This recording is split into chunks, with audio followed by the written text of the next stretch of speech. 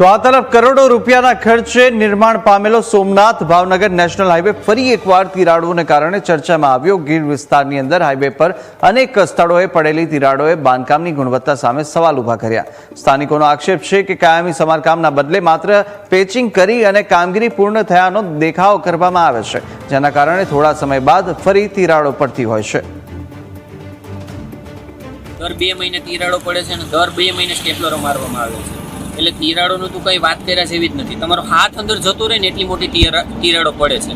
જેથી તમે માની લો કે હાથ અંદર જતો રહે તો એ એટલી મોટી તિરાડો પડે છે। એ તિરાડોમાં બાઇકનું ટાયર જાય તો ટાયર ફસાઈ જાય, એના લીધે અકસ્માત થવાની પૂરેપૂરી સંભાવના છે। દર 15 દિવસે નેશનલ હાઈવે ઓથોરિટીના બોર્ડ મારેલા હોય છે કે અહીંયા કામ ચાલુ છે, અહીંથી આગળ જવું નહીં, અથવા કોઈ પણ કારણોસર કામ ચાલુ રહે છે। અને આ રોડ ઉપર 3 ટોલ નાકા છે। 60 કિલોમીટરની અંદર 3 વખત સરકાર ટેક્સ વસૂલ કરે છે વાહન ચાલકો પાસેથી, પણ જે ટેક્સ વસૂલ કરે છે એની સામે જે પ્રજાને જે ડિલિવર થવું જોઈએ, પ્રજાને જે સુવિધા મળવી જોઈએ, ખરેખર મળતી નથી। એટલે આ કામોની અંદર બહુ મોટા ભ્રષ્ટાચાર થયેલા છે, કોન્ટ્રાક્ટર દ્વારા ભ્રષ્ટાચાર થયેલા છે અને ક્યાંક ને ક્યાંક સરકારી અધિકારીઓ દ્વારા ભ્રષ્ટાચાર થયેલા છે।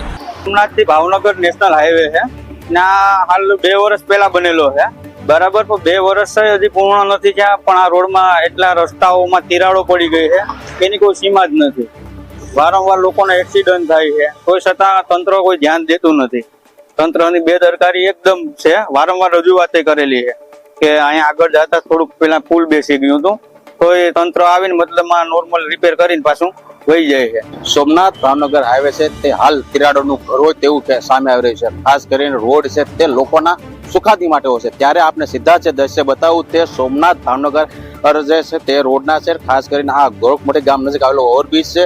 આ ઓવરબ્રિજ અનેક વર્ષમાં 2 વાર આ ઓવરબ્રિજને કામ કરવામાં આવ્યું હતું। ખાસ કરીને આ ઓવરબ્રિજ છે તે અગાઉ પણ જે છે નીચે છે બેસી ગયો હતો, ત્યારે હવે હાલ આ ઓવરબ્રિજ ઉપર મોટી મોટી તિરાડો પડી છે। તિરાડો પડવાને લઈને નાના મોટા અકસ્માત થાય છે, ત્યારે હાલ આ તિરાડો તો છે તે બુરવામાં આવી રહી છે। તિરાડોમાં સ્ટેપલર મારવામાં આવે છે, પણ સ્ટેપલર માર્યા બાદ તે સિમેન્ટનું ગારિયું મારવામાં આવ્યું છે, પણ સિમેન્ટના ગારિયા ઉપર હાલ જે સિમેન્ટનું ગારિયું છે તે પણ માથેથી નીકળી ગયું છે। ત્યારે જે નાના મોટા વાહનો છે તે પસાર થતા હોય છે, તેને આ લોખંડના જે સ્ટેપલર મારવાને લઈને જે વાહનનું સમતોલ વિખાય છે અને નાના મોટા અકસ્માત થાય। ત્યારે નજીકમાં ટોલ નાકું આવેલું છે, આ રોડ ઉપર 3 થી 4 જેટલા ટોલ નાકા આવે છે। લોકો પાસેથી ટોલ ઉઘરાવવામાં આવે છે, ત્યારે જે લોકો માટે સુખાદી માટે જે રોડ બનાવે છે ત્યાં ક્યાંક ને ક્યાંક ભ્રષ્ટાચાર થયું હોય તેવું અન્ય સ્થાનિક લોકો કહી રહ્યા છે। હાલ લોકોએ અનેકવાર રજૂઆત કરવા છતાં પણ હાલ જે તિરાડો છે તે બોલાવવામાં આવી નથી।